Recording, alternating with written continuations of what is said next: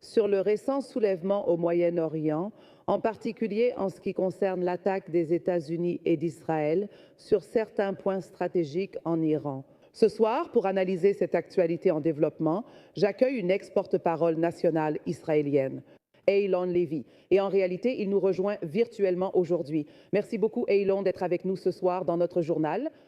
Bonsoir, bonsoir. Frappe conjointe au Moyen-Orient. Nous avons toujours des discussions en cours entre Washington et Téhéran en ce moment. Israël fait désormais partie de l'accord aux côtés des États-Unis, pour ainsi dire. Que vous disent vraiment les rapports pour l'instant? Les États-Unis sont clairement arrivés à la conclusion que le régime iranien n'était pas sérieux à propos d'un accord qui mettrait fin à son agression dans la région. Nous parlons d'un régime qui essaie de fabriquer des armes nucléaires, des missiles balistiques, d'armer des forces terroristes par procuration dans toute la région et bien sûr de continuer à massacrer son propre peuple. C'est un régime qui a pour politique officielle mort à l'Amérique, mort à Israël. Et donc pour Israël, c'est une guerre sans alternative. Nous voyons un pays fabriquer les armes avec lesquelles il veut détruire ce pays. Et Israël est heureux que les États-Unis partagent son point de vue sur la nécessité de s'attaquer à ce régime et de détruire ses armes. Les programmes que nous voyons menacent désormais tout le Moyen-Orient. Parce que le régime iranien a passé toute la journée à bombarder Dubaï, à bombarder l'Arabie saoudite, à bombarder le Koweït, a lancé environ 50 drones et missiles sur la Jordanie, à s'en prendre à tout le Moyen-Orient. Maintenant, avant même d'aborder ce que fait Israël en ce moment, ce qui n'est pas nouveau pour beaucoup de gens, le guide spirituel de l'Iran, Khomeini, avait menacé que si les États-Unis frappaient à un moment donné, son pays riposterait en conséquence. Pensez-vous que les frappes, excusez-moi, menées conjointement par votre pays ainsi que les États-Unis reçoivent une réponse coup pour coup, drone, pour ainsi dire? Bien sûr qu'Amenei menace de riposter. Mais même sans cette escalade, l'Iran menaçait déjà l'Amérique avec mort à l'Amérique et Israël avec mort à Israël. C'est un régime qui est la principale cause d'instabilité et de chaos dans la région. C'est pourquoi même les gouvernements qui ne soutiennent pas l'initiative conjointe américano-israélienne soulignent que ce régime représente une menace majeure d'instabilité dans la région. Le principal soutien étatique du terrorisme dans le monde est qu'il doit mettre fin à cette agression. Mais pour l'instant, personne ne sait où se trouve l'ayatollah Ali Khamenei. Les médias israéliens rapportent qu'il est très probable qu'il ait été assassiné lors de la première vague de frappes israéliennes ce matin. Les Iraniens affirment depuis ce matin qu'il fera une déclaration. Jusqu'à présent, il n'y a aucune preuve de vie. Vous m'avez devancé sur la question, mais ce n'est pas grave. D'après certains rapports, Israël aurait visé des dirigeants politico-militaires iraniens. Bien sûr, je suppose que le numéro un sur la liste serait Khomeini. Les États-Unis cherchaient à neutraliser les programmes balistiques et nucléaires iraniens. Comment décririez-vous la situation actuelle? Vous pensiez que Khomeini allait parler, il est là pour cela. Et s'il est mort, qu'est-ce qui vous inquiète en tant que nation? Je fais référence à Israël et peut-être même à des inquiétudes pour votre allié, les États-Unis. Oui, Israël ne cible pas seulement les dirigeants du régime fondamentaliste en Iran, il s'en prend aussi au lancement de missiles balistiques et aux défenses aériennes. Israël a annoncé aujourd'hui avoir envoyé 200 avions de chasse pour frapper environ 500 cibles à l'intérieur de l'Iran, y compris en éliminant des soldats alors qu'ils préparaient un missile à lancer vers des villes israéliennes. C'est une guerre pour éliminer les systèmes d'armes qui menacent Israël et nous voyons le régime iranien riposter en tirant des missiles sur des villes israéliennes. J'ai déjà dû courir vers l'abri anti-bombe, je crois 13 ou 14 fois aujourd'hui.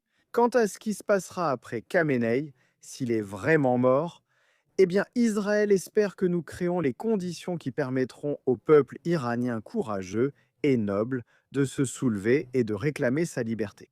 Le monde entier a vu ce qui s'est passé le mois dernier quand ils ont manifesté pour réclamer la liberté et que des dizaines de milliers d'entre eux ont été massacrés dans les rues. Le président Trump a promis que l'aide allait arriver, elle a mis du temps à venir, mais l'aide est là. Et le président Trump, dans ses premières déclarations ce matin, a dit: J'appelle les Iraniens à reprendre leur gouvernement, à former un nouveau pays. Vous n'aurez peut-être plus cette opportunité avant des générations. Et si les Iraniens, le peuple iranien courageux, peuvent renverser le régime islamique qui les a appauvris afin de financer ses armées terroristes par procuration et son programme nucléaire dans la région, alors l'Iran pourra devenir un acteur pacifique et démocratique au Moyen-Orient et ce serait le meilleur développement possible pour la sécurité régionale. Je veux dire, Aylon, certaines personnes qui soutiennent l'Iran en ce moment pourraient se demander quel est vraiment le problème avec les États-Unis. De plus, disons qu'Israël aussi pourrait dire quelque chose dans ce même espace, dans cette même région, c'est-à-dire le Moyen-Orient. Maintenant, l'Iran a riposté contre, vous savez, des bases à Bahreïn, en Irak, en Jordanie, au Koweït, au Qatar et en Syrie en représailles à cela. Et si on prend juste ce que vous venez de dire, nous l'avons vu aux informations, aux actualités, je vous prie de m'excuser, que le président américain appelle les Iraniens à prendre le pouvoir. Certains disent peut-être que nous l'aimons comme ça, d'autres diront peut-être que non. Et même ce que vous pensez ou ce que certains autres en Israël pensent, c'est-à-dire si un Khomeini part, on devrait voir de la jubilation dans les rues. Mais nous entendons que ce n'est pas ce que nous voyons. Et si vous, c'est Israël, à ce moment précis, et les États-Unis travaillent dans un but commun avec ce que veulent les Iraniens, et si c'est ce qu'ils veulent, Certaines personnes en Iran soutiennent le régime islamique, d'autres approuvent de frapper des femmes qui montrent leurs cheveux dans la rue. Et certaines personnes en Iran sont contentes de pendre des homosexuels à des grues. Certaines personnes en Iran sont contentes de tirer sur des dizaines de milliers de personnes dans la rue si elles réclament leur liberté. Mais ce ne sont que certaines personnes en Iran. La plupart des gens en Iran méprisent le régime. C'est un régime fondamentaliste, théocratique, oppressif et religieux qui a appauvri le peuple iranien pour tenter de fabriquer des armes nucléaires, des missiles balistiques et armer des groupes terroristes comme le Hamas et le Hezbollah dans la région. Regardez simplement ce que vous voyez autour de la diaspora iranienne dans les villes occidentales, venant d'Iraniens qui ne peuvent pas rentrer chez eux parce qu'ils seraient persécutés par le régime. Ils veulent que le régime tombe, ils veulent ramener le Shah, ils veulent en créer un pays prospère, libre et démocratique en Iran. Et je n'ai aucun doute que la plupart des gens en Iran comprennent que les États-Unis et Israël viennent leur donner une opportunité de libérer leur pays. Le peuple iranien n'est pas notre ennemi. Nous espérons construire un avenir incroyable d'amitié et de partenariat avec eux après que le régime qui a rendu leur vie amère soit jeté dans les poubelles de l'histoire. parfait, Elon, on est en direct dans 30 secondes.